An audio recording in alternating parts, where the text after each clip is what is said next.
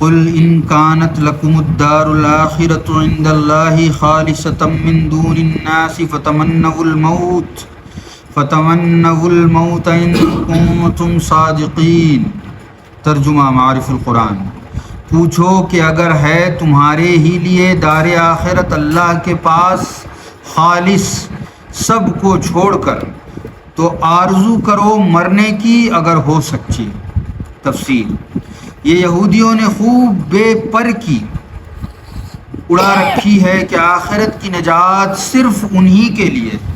اور کوئی نجات نہ پائے گا۔ بھلا ان سے پوچھو کہ اگر ہے صرف تمہارے ہی لیے دار آخرت کا عیش اللہ تعالیٰ کے پاس بلا شرکت غیر خالص تمہارے لیے سب لوگوں کو چھوڑ کر، تو پھر موت کا نام سن کر کیوں جھجک جاتے ہو؟ کیوں اس دعا پر مسلمانوں کے سامنے آ کر راضی نہیں ہوتے کہ یا اللہ جو ناحق پر ہو اس کی موت آ جائے؟ اور کیوں نہیں موت کی تڑپ رکھتے ہو تاکہ عیش آخرت جلد پا جاؤ؟ تمہیں تو چاہیے کہ آرزو کرو مرنے کی اگر اپنے دعوے میں تم لوگ ہو سچے۔ مرنے کا شوق مسلمانوں میں دیکھو کہ راہ خدا پر مرنے کے لیے ہر وقت آمادہ رہتے ہیں اور اس کے لیے دعائیں کرتے ہیں، اور زندگی صرف اتنے کے لیے پسند کرتے ہیں کہ زیادہ سے زیادہ نیکیاں جمع کر لیں اور زیادہ سے زیادہ توبہ کی دولت حاصل کر لیں۔ صدق اللہ مولانا عظیم و صدق رسولہ النبی الامین المتین الکریم۔ اللہ رب العزت نے ذکر فرمایا کہ کس طرح یہودی نئے نئے حربے مسلمانوں کے سامنے پیش کرتے اور دھوکہ دینے کی کوشش کرتے، بڑی بڑی باتیں کرتے۔ انہی باتوں میں سے ایک بات یہودیوں کی یہ تھی کہ وہ بار بار یہ کہتے کہ یہ دنیا سے جب جائیں گے ہم تو آخرت میں تو ہمارے لیے عیش ہی عیش ہے، آرام ہی آرام ہے، اللہ رب العزت ہمیں چند دنوں کی سزا دے گا، اس کے بعد تو ہمارے لیے بخشش ہی بخشش۔ تو جب اس طرح کی جھوٹی باتیں وہ کرتے تو اللہ رب العزت نے اسی کے رد میں اس آیت کریمہ کو نازل فرمایا اور فرمایا کہ وہ جب یہ اس طرح کی بے فضول کی باتیں کرتے ہیں اور افواہیں اڑاتے ہیں تو اللہ رب العزت قل ان کانت لکم الدار، تو نبی کریم علیہ الصلاۃ والتسلیم سے فرما رہا ہے رب تبارک و تعالیٰ، اے محبوب ان سے کہیے، ان سے پوچھیے، ان کو کہہ دیجئے کہ اگر تمہیں اتنا ہی یقین ہے کہ تم بخش دیے جاؤ گے، تمہیں اتنا ہی یقین ہے کہ تم جنت میں چلے جاؤ گے، اللہ راضی ہو جائے گا تم سے، تو پھر کیوں نہیں مرنے کی دعا کرتے؟ اگر جنت صرف تمہارے لیے ہے، اللہ کی بخشش صرف تمہارے لیے ہے، اللہ کا راضی ہونا صرف تمہارے لیے ہے، تو اللہ رب العزت فرما رہا ہے محبوب ان سے کہیے تو پھر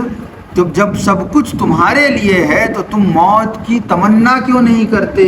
دعائیں کیوں نہیں کرتے؟ اور اس آیت کریمہ کے تحت جو تفسیر بیان کی گئی اس میں یہ بھی واضح کر دیا گیا کہ ایک مسلمان شخص زندگی کو کیوں چاہتا ہے۔ ایک مسلمان کی نشانی، ایک یہودی کا انداز یہ ہے کہ وہ زندگی جتنی زیادہ مل جائے اتنی زیادہ جینا چاہتا ہے، مگر کیوں؟ تاکہ وہ قیامت کے تعلق سے، حشر کے تعلق سے جو جھوٹی باتیں اس نے پھیلا رکھی ہے، باوجود کہ اسے سچ معلوم ہے کہ اس نے آخری نبی پر ایمان نہیں لایا تو سزاوار ہوگا، کتاب اللہ کی کتاب قرآن پر ایمان نہیں لایا تو اس کی سزا اسے دی جائے گی، اپنی کتاب توریت جس پر وہ ایمان رکھتے تھے، ان کے آباء و اجداد ایمان رکھتے تھے، اس میں ساری نشانیاں موجود ہونے کے بعد اللہ کی باتوں کو جھٹلایا، اس کی سزا انہیں دی جائے گی، یہ سب انہیں معلوم ہے، اور حشر میں جو سزا ملنے والی ہے اس کا بھی انہیں اندازہ بہت اچھے سے ہے۔ تو اس لیے کہ یہودی اپنی زندگی زیادہ اس لیے جینا چاہتا ہے کہ جتنا ہو سکے قیامت سے، قبر سے، حشر سے، سوال و جواب کی منزلوں سے دور رہ سکے، بچ سکے۔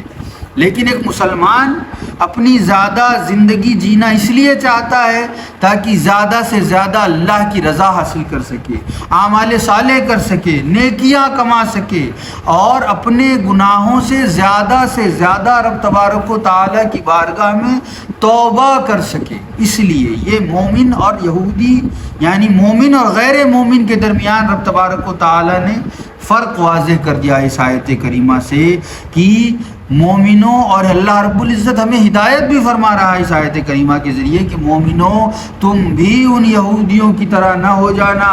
کہ نمازیں چھوڑتے رہو، زکوٰۃ نہ دیتے ہو، اللہ رب العزت کی رضا اور خوشنودی کا نہ خیال کرتے ہو، اور اپنی چھوٹی سی زندگی کو رب تبارک و تعالیٰ اور اس کے آخری نبی صلی اللہ تعالیٰ علیہ وسلم کی اتباع اور فرما برداری سے ہٹ کر گزارو، اور ایسا نہ ہو کہ خوش فہمی میں مبتلا ہو کر اپنی یہ چھوٹی سی زندگی برباد کر ڈالو، اور قیامت میں جب حشر کا میدان قائم کیا جائے تو تمہیں ساری دنیا کے سامنے حضرت آدم سے لے کر حضرت عیسیٰ تک آنے والے جتنے انسان ہیں سب کے سامنے تمہیں تمہارا رب تمہارے گناہوں کی وجہ سے ذلیل کر دے۔ ایسا نہ ہو۔ یہ اللہ رب العزت ہمیں ہدایت دے رہا ہے کہ اپنی یہ چھوٹی سی جو زندگی تمہیں عطا کی گئی ہے اسے رب کی رضا اور خوشنودی حاصل کرنے کے لیے گزارو، تاکہ جب حشر کے میدان میں تم پہنچو تو تمہارے نبی کو بھی تم پر فخر ہو اور تم بھی اپنے کیے پر شرمندہ نہ ہو۔ تو اس لیے جو اب کہا جاتا ہے کہ صرف نبی کریم علیہ الصلاۃ والتسلیم کی بخشش کی احادیث کریمہ سن کر، خوشخبریاں سن کر، صرف خوشخبریوں پر ٹیک لگا کر، تکیہ لگا کر اپنی زندگی گمراہی و بددینی سے بچا کر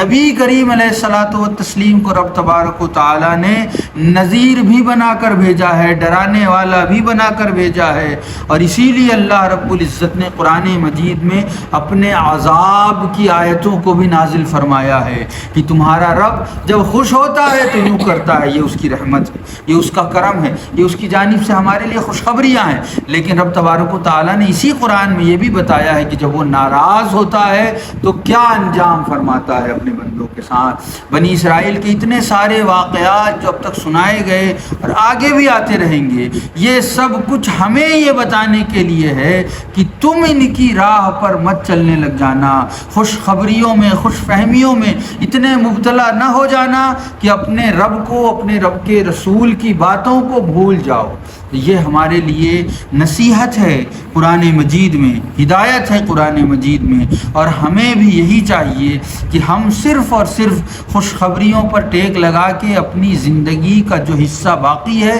اسے برباد نہ کریں، بلکہ اللہ رب العزت کی ناراضگی سے، اس کے عذاب سے، اس کے جبر سے، اس کے قہر سے ڈرتے رہیں اور ڈر کر اس کو راضی کرنے کی کوشش کریں، اور اللہ رب العزت سے یہ امید رکھیں کہ ہمارے اعمال تو ایسے نہیں ہیں کہ ہم بخش دیے جائیں، بلکہ ہمارے اعمال تو ایسے ہیں کہ رب تبارک و تعالی ہمیں جہنم میں ہی ڈالے گا، لیکن اس سے اس خوف کے ساتھ یہ امید بھی رکھیں کہ اللہ کریم رحم و کرم فرمانے والا ہے، ہمارا کام اس کو راضی کرنے کی کوشش کرنا ہے، رب تبارک و تعالی کرم فرمائے گا تو ہم سے راضی ہو جائے گا، رب تبارک و تعالی کرم فرمائے گا تو ہمیں بخش دے گا، رب تبارک و تعالی رحم فرمائے گا تو ہمیں جنت عطا کر دے گا۔ تو اللہ رب العزت سے دعا ہے کہ اللہ رب العزت ہم سب کو نبی کریم علیہ الصلاۃ والتسلیم کی عطا کردہ شریعت اور کلام مجید پر عمل کرنے کی توفیق عطا فرمائیں، اور ہم سب کا خاتمہ ایمان پر فرمائیں۔